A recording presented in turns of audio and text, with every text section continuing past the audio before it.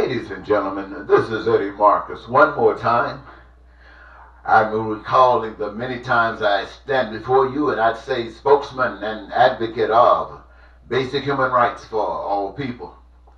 And I would tell you that basic human rights meant the inalienable rights that every human being on the face of the earth are entitled to.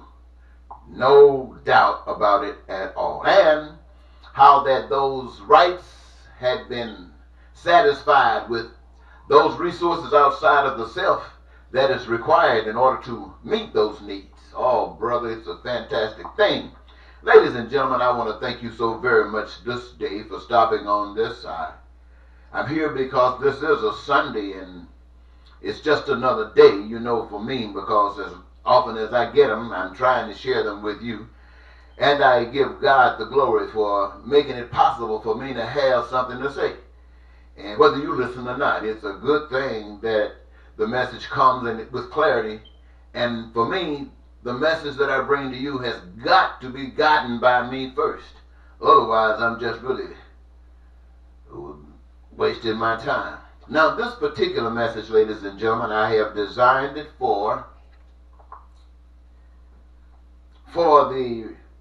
to the religious community.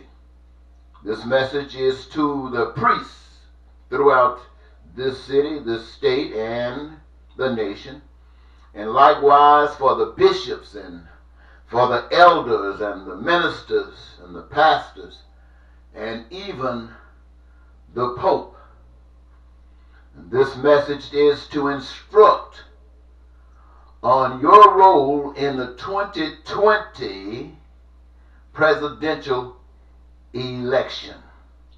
Now, I understand you have something called the separation of church and state, and I'm not talking about combining no church with no state. I'm talking about something altogether different that I will get to here in a moment. This message is to be a unifying message. And that message, ladies and gentlemen, is basically God. God is the answer. Has been, always will be. God is peace. God is prosperity. God is freedom. God is joy. God is the fulfillment of dreams for every American and every citizen of the world. Anything less than that is ungodly. Now it is time to separate those that have faith in God versus those that don't. Those that are selfish. Now when I say time to separate them, what is the message that I'm trying to deliver here? I'm trying to say that if you're not supporting God, then you're supporting that which is against God. Now, you know, humans are here in a very awkward situation. If I ask you today why you are here on this earth, why are you here? 98% of you don't even have an answer. You don't know. You just here and trying to make the best of it. And I want to ask you, why don't you know why you're here? Why haven't you had interest in discovering and asking questions and doing whatever you had to do to find out why you got your butt in this earth? Well, I'm sure that there is a commonality here that most of us, if not all of us, have shared in. We've gone to school looking for answers, but we didn't know that they were programming us all to a different front. We go to church, we didn't know that that message was denied us. And so we just figured that we've been exposed in our daily lives, and everybody seems to go through it, so it's somewhere in there. Or based upon what you have a spiritual belief doctrinated by a particular faith. But you really don't know why you're here.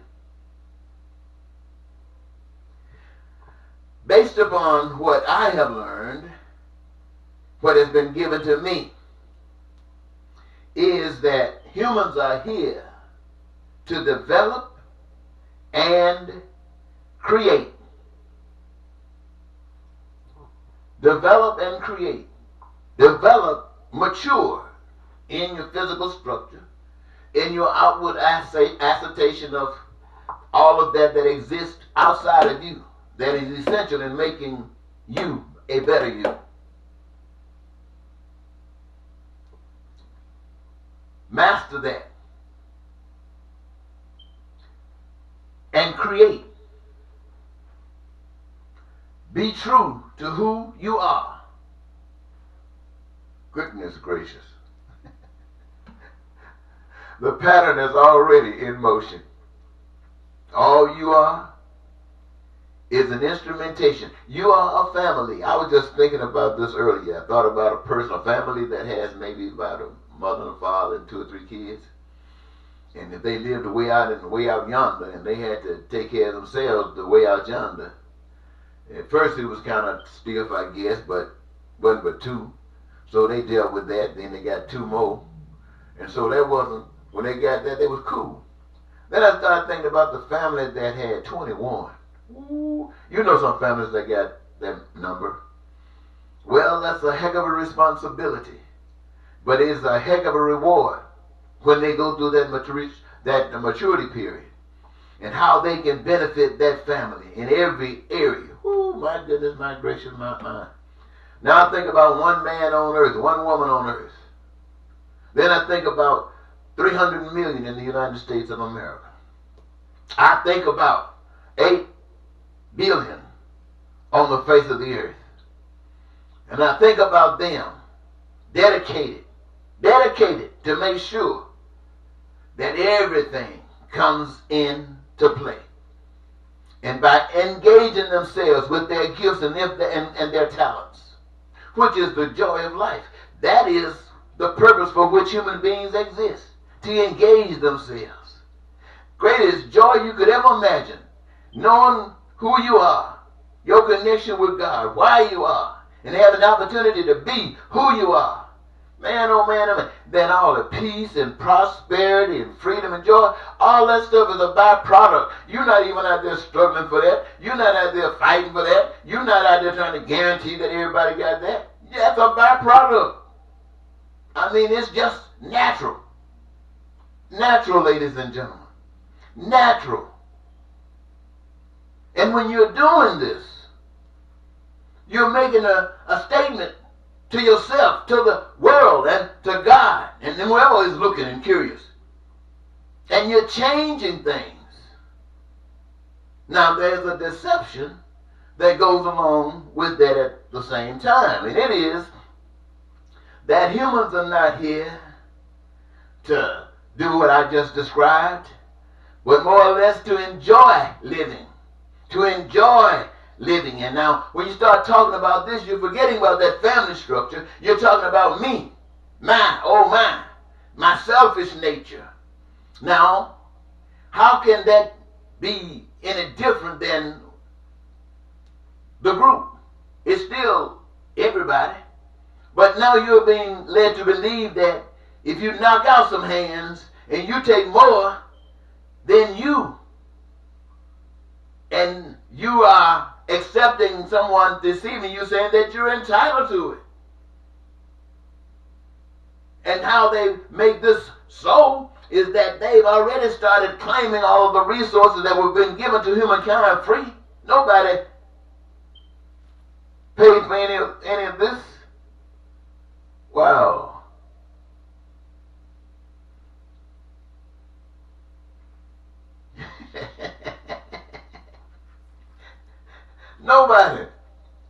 Nobody has anything, you know. So you're doing this thing. That's the way God got this thing planned, ladies and gentlemen. Now, see, now I'm telling you stuff, ladies and gentlemen, that you have never been taught. You've never been told that the money is a bait set up by those that dishonor God to trick you, to make you think that the things of the world that you are entitled to, you can get because you got this money. And that this money makes you, the one that got it especially, more precious than those that don't have. Now let me give you some example of what I mean by this here trick. Many of you might have seen the movie The Incredibles. You know, you had this family, they had these special powers. One strong, one can stretch like a rope, one can get almost like invisible, put up shields, and one can run faster than fast. And I think the little baby came along spitting fire. These guys were incredible. And so because they had this incredible ability, they protected, they made themselves available to deal with the pressures of the day the way that they were designed to deal with them. And there was others who were observing the recognition that these were getting, and they were jealous because these guys could do what they couldn't do, so they decided to imitate by coming up with some synthetic powers. You know, they couldn't fly, so they started putting something onto their boots, make them turn them on and zoom through the sky. They couldn't control themselves, but they were working on it, working on developing it.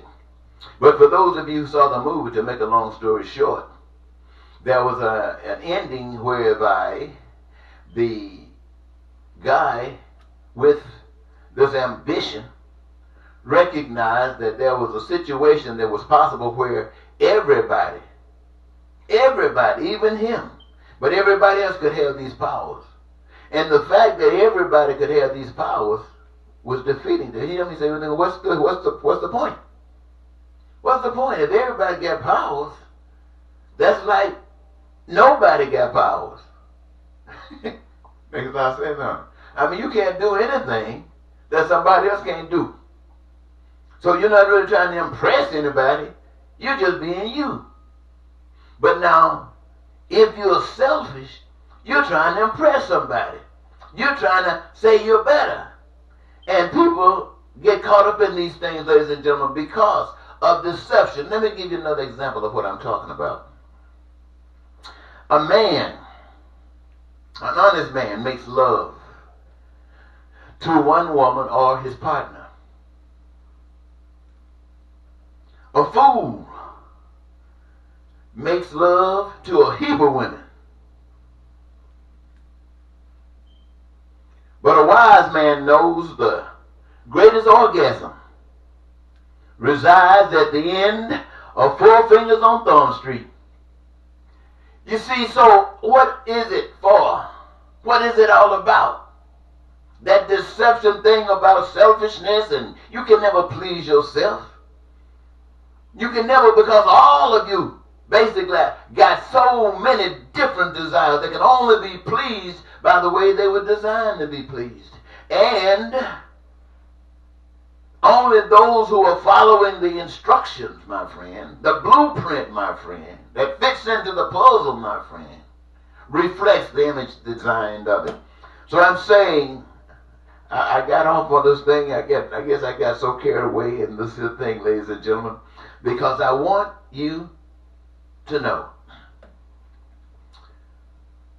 I want to go back to the things I was saying in the beginning. You preachers and you Pope and all these other religious people, I talked about the things that I just talked about because I wanted to give you some idea of who you're dealing with. I'm not trying to trick you. I want you to know the truth. And the truth is this. God isn't blaming any of us. We all caught up in a maze. But God also wants us to know, if we haven't already learned, that if we don't recognize where we're going, the paths that we repeat over and over, we will continue to repeat them. But if we pay attention, there's a path out of this way. It was laid down from the beginning. And the truth of the matter is, the maze that you find yourselves in was designed especially for that. Only the pure in heart can see their way through this. And what makes the one pure in heart, I have no idea. But apparently, God does. And every now and then, someone comes in contact with the reality of God, then all of the beliefs go away. No more beliefs. It's now knowledge. And to whom much is given, much is required. There is one thing that is required of the man that God has showed his hand to, and that's to stand up and be God in the midst of all this hell. Now, what does that mean? That means standing up for what is right. Standing up for what is right, demanding in your presence that those about you do what's right according to what is right, that will give them what they're on their knees praying for, that they will never get on their knees. They got to get up off their knees and face the truth and then walk according to the path that would produce. You the preachers, you preach the Bible, and the Bible has allowed this nation to go to hell in a basket. So that stuff that you're preaching, why are you preaching the Bible? Do you realize how many hands that book has had to go through? Why haven't you answered the question? Or why haven't you asked the question? Why is everything failing? Why? Why is your words going forth? Or when you taking food to the shelf, helping somebody have a place to sleep tonight, that next year and the year after and the year after, the need only grows. Why? Don't you ask the questions, seeking an answer that can resolve these situations? Sitting up there reading a book, put that book in the trash and talk to God. And if you got, look at you grown people, sitting up in church, starting when you were a kid, listening to those Bible stories. Now you grown and old, sitting up in church, listening. I asked the 19-year-old this morning, I said, be honest with me. Tell me the difference between when you were younger and your understanding of the church and now in your understanding of the church. She said, well, when I was younger, we were going to church, it was something to do, and we had to go all the time, so it was just something we did. But now that I'm older, I asked the question, all I'm doing is hearing those same Bible stories over, so what is that all about? You see what I'm saying? You haven't answered anything. You're just going through routines. Why is that? Because it's designed that way. You should ask yourself, what God is it that can talk to Abraham, Matthew, Mark, Luke, John, Ezekiel, all these other guys in the Bible? What kind of God that will talk to these guys and give you a book rather than talk to you? You should ask yourself that. But don't just ask yourself that, look for an answer. I mean, the first thing you say, my Bible says, and all of a sudden somebody think God is speaking. That's not God. That's not God. If God didn't tell you that, you stop going around here telling people God said. If God said it, you back it up. God said it to you. And you are the evidence of whatever you're talking about. Or don't you say it? See, let me tell you, ladies and gentlemen, I'm talking to you like this. I knew a long time ago that something was wrong. People rich, everybody wants to be rich. Win the lottery, all of this. They want to do the things that money allows you to do that they thought you couldn't do unless you had money. At least they haven't been able to see that happen in their lifetimes. So everybody wants the money. Yeah, me, myself, I definitely want the things that God has provided for me. And yes, it hasn't dissipated because I talked to you about God. I just know what your trick is with that money. Oh, you know, it's hurting me, baby, because I realize that in order for me to experience those things that I talk to you about, the people are going to have to agree, and they are going to have to be making it happen. And then together, they, all of us can experience whatever our dreams are. We're laying it out for one another. Whatever our dreams are. Well, see, that's the way God wants me to do it. That's the way God wants all of us to do it. That's the only way we can have peace. That's the only way we can have heaven on earth. You sit up there listening to that Bible and listening to this bull that these politicians are running on you. And you see the effects of it. Some got, some don't. You see the poverty that's created. You see things that happen, like the crime and violence. You see it. Look at how everybody's shooting folks every day. You see this. You see how people lie and cheat. You see how people gamble and steal. You see how people hate and they're filled with racism and bigotry. You see it. And it's all a result of the system that we live in. Now, that ain't your fault. You came into this, but it continues to exist because you bought into it. Now, I'm trying to tell you, you better turn this monkey loose and do it with love. Now, let me tell you what I mean by doing it with love. I'm not trying to tell you to take a coup. I'm not trying to tell you to hurt nobody or start some stuff with somebody. No, I'm asking you, telling you what is required.